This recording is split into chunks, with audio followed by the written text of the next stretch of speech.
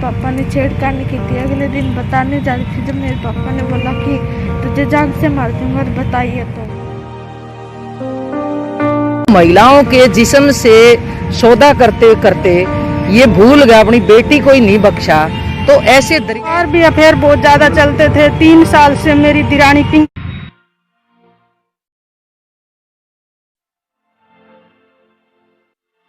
कि भी ऐसे रोड से उठा के ले जाते हैं जहाँ बेटी बचाओ बेटी पर। सास, मेरा देवर, मेरे जेठ सारे मेरे पर बहुत टॉर्चर करते थे। इसलिए बेटी ने मैंने सारा कुछ बताया। दुखारे ने बेटी को लेकर सीधी मेला थाना में लेके आई मैं। 1.5 साल से। 1.5 साल से ऐसा हो रहा है? हाँ। पूरी घटना क्या हुई थी आपके साथ शुरू से बताया, जैसे आपने अभी बताया था। पहले मेरे मम्मी के मेरे पापा ने ज़्यादा मारपीट की थी। उस दिन से मेरे साथ हो रहा है ये। मेरी मम्मी को मारा था ना, उस दिन से मेरे पापा ने छेड़खानी की थी। अगले दिन बताने जा रही थी जब मेरे पापा ने बोला कि तुझे जान से मार दूंगा और बताइए तो। और फिर ज़्यादा छेड़खानी करने लगे तो फिर मैंने मम्मी को बताया तो मेरे साथ वो आँख आने लगे थे कि अगर बता दिया तो आज तुझे मार दूंगा जान से। फिर मैंने इससे मारे बताया नहीं था मेरी मम्मी को। फिर लगातार कितने दिन तक आपके साथ होता है? थोड़ा तेज बोलो। ये वो ज़्यादा 3-4 दिनों में तो होता ही रहता था। आपके पापा बाहर रहते थे? हाँ, बाहर रहते थे। तो कभी आपने इन दिनों में मम्मी को बताने की कोशिश नहीं की? नहीं, मुझे डर लगता था। तो फिर आपने आपकी मम्मी को कैसे बताया? आपने कब बताया? जब मेरे पापा मुझे ज़्यादा परेशान करने लगे इसलिए मेरे को मेरी मम्मी को बताना पड़ा बाहर में जाकर।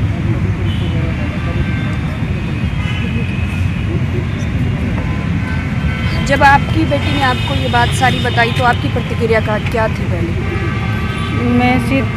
बेटी ने मुझे सुबह मेरे साथ झगड़ा बहुत हुआ। वो मार पिटाई करी मैं इस झगड़े के बारे में। तो बहुत मारा मुझे। मेरी सास, मेरा देवर, मेरे जेठ सारे मेरे पर बहुत टॉर्चर करते थे। इसलिए बेटी ने मैंने सारा कुछ बताया। दुखारे ने बेटी को लेकर सीधी मेला थाना में लेके आई मैं। तो पुलिस में कंप्लेंट की, फिर भी मेरी कोई सुनाई नहीं कर रही है अब तक। खबरें समझौते की आ रही है। अगर ऐसी स्थिति थी तो क्यों समझौता क्यों किया आप? समझौता नहीं किया मैंने। पहले बहुत समझौता कर लिया मार पिटाई के बारे में। किस मामले में समझौते की खबरें जो आ रही हैं वो समझौते की खबरें क्या आपसे संबंधित मामले में आ रही हैं या गुड़िया से संबंधित मामले में आ रही हैं? अब तो पहले तो घर के मेरे को मार पिटाई करता था जब समझौते की बात आई थी। अब मैं बेटी के साथ इतना गंदा व्यवहार हो गया, अब मैं समझौता नहीं करना चाहती। किसी तरह का कोई मेडिकल या कोई सबूत है आपके पास? मेडिकल पुलिस वाली मुझको दे नहीं रही है। कौन पुलिस वाली? Sunita SHO madam. कई बारी जाई आता जोड़ा भी कर लिया, फिर भी वो मेरे को नहीं दे रही है। कंप्लेन करवाए कितने दिन हो गए हैं आपको? 2.5 महीने हो गए। इन 2.5 महीनों के दौरान क्या कभी आपने ये कहा कि उसको ढूंढा जाए जो लड़की का पिता है?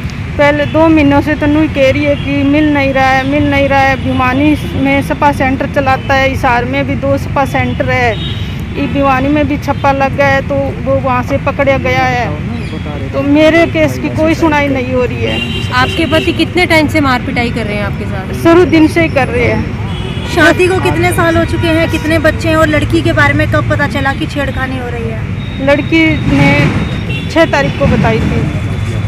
तो जिस समय बेटी के साथ ऐसा होता था क्या उस समय आप घर पर नहीं होती थी? नहीं जी। क्या आप बाहर काम वगैरह करती हैं कुछ? नहीं जी, मैंने दुकान कर रखी है। जनरल स्टोर की दुकान का सामान लेने भी जाती थी, पशु भी रखती हूँ, घास भी लेके आती थी, सारा काम करती थी बाहर।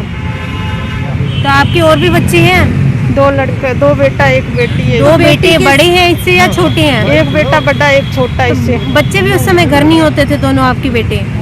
नहीं जी, वो ऊपर भी मकान है, बुला चपड़ा के ऊपर ले जाए करता था उसको। क्या शराब के नशे के आदी थे आपके पति? हाँ, शराब भी पीते हैं, रात दिन पीते हैं। शराब पी के ऐसा किया करते थे वो? शराब तो रात दिन ही पीते हैं। आपके पति के साथ आपका रिश्ता कैसा था? नहीं था अच्छा। और भी सुनने में आ रहा है कि क्या किसी और की चाची के साथ उनके संबंध चल बहुत रहे बार थे? भी अफेयर बहुत ज़्यादा चलते थे। 3 साल से मेरी दिरानी पिंकी के साथ भी बहुत ज़्यादा अफेयर चल रहा था। मेरी दिरानी ने ही मेरी बेटी के साथ ऐसा गलत व्यवहार करवाया था।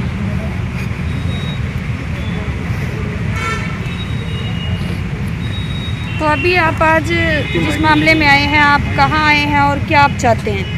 मैं मेरी बेटी का इंसाफ चाहती हूँ। आईजी ऑफिस में मिलने आई थी। इससे पहले आपने कहाँ इस मामले को रखा? एसपी के पास भी अभी गई थी, कई बार जा चुकी थी। एक बार एसपी ने भी धक्का मार के निकाल दिया। मुझे क्या कहा एसपी ने? नुके झूठा मुकदमा है तेरा, 2 महीने से तो ऐसे बोल रहा कि वो मिल नहीं रहा है। अभी धक्का मार के मुझे निकाल दिया कि झूठा मुकदमा है। जमीन गिरवे रखी उनने। जब बाद में एसपी पुलिस वाले सब बदल गए हैं। क्या लगता है कि आपको इंसाफ मिलने में इतनी देरी क्यों लग रही है?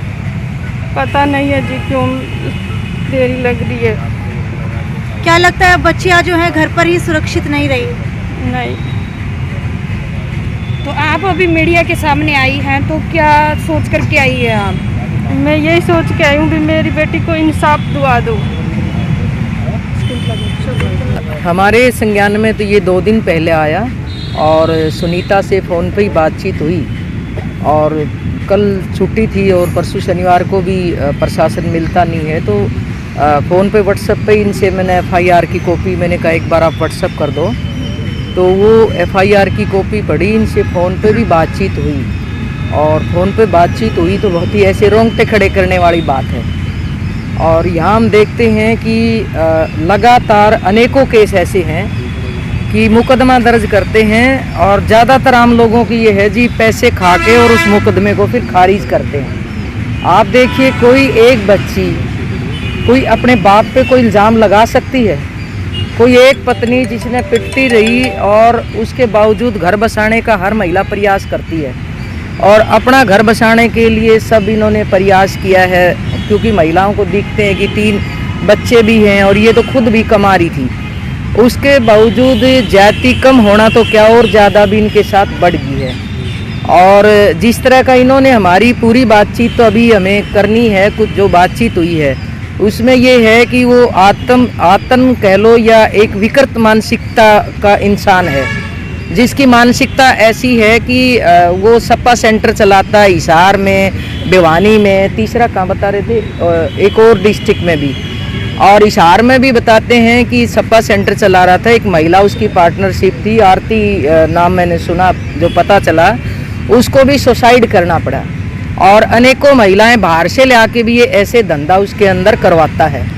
तो महिलाओं के जिस्म से सौदा करते करते ये भूल गया, अपनी बेटी को ही नहीं बख्शा।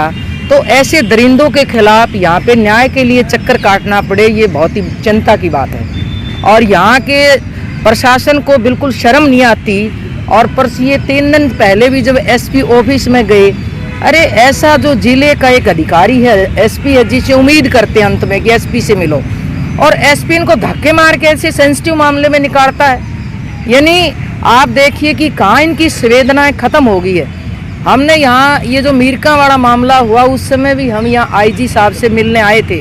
उससे पहले भी अनेकों बार यहाँ की डीसी को, एसपी को हमने लिख के दिया है कि भाई जो भी ये जो पुलिस थाने हैं, सीधा जो इंचार्ज हैं, जो ऐसे मामलों को डील करते हैं, वो सेंसिटिव लोग हों, उनकी ट्रेनिंग हो और वो न्यायप्रिय लोग हों, कम से कम न्याय उनको मिल सके।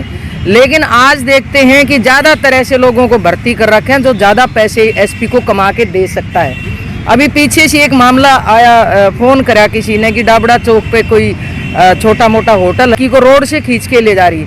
एक फैमिली, एक शादी में हम इकट्ठे हो तेल डलवाने चले गए, वो आके वो बताते हैं जी बड़े सतर्क थे कि भी ऐसे रोड से उठा के ले जाते हैं जहाँ बेटी बचाओ बेटी पढ़ाओ का नारा है। और उन्होंने कहा कि आप प्लीज़ जल्दी करिए।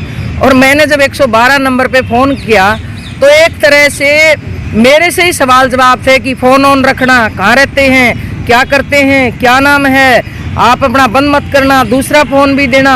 मैंने कहा मेरा ये नाम है, मैं यहाँ रहती हूँ, ये फ़ोन नंबर है, आप कार्रवाई करिए। और फिर मैं जब पुलिस से बात करती रही कि कहाँ पूछे, कहाँ है जी, मैंने उन्होंने जो मुझे एड्रेस बताया था, मैंने कहा यहाँ है ये, ये तो बंद है जी। मैंने कहा इसको खोल के देखो, अंदर आपको मिलेगा। और उन्होंने जब खोल के देखा, मैं वो शोर आ रहा है मेरे पास, और यहाँ के 9/11 के थाने के इंचार्ज से मैं बात करती हूँ, बोला जी अभी आपको सुबह मिलवा देंगे। मैंने कहा लड़की से बात करवाना, ये कौन है?